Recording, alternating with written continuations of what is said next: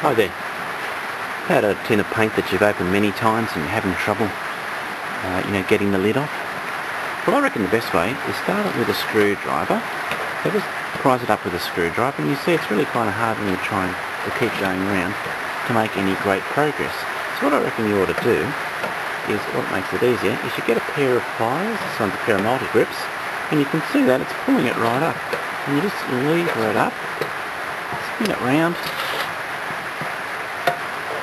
use that bit of extra leverage.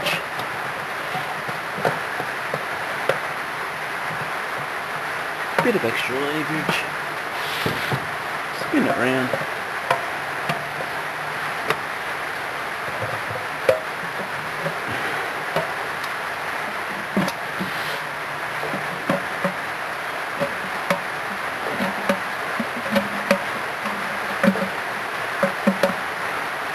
There we go, almost there.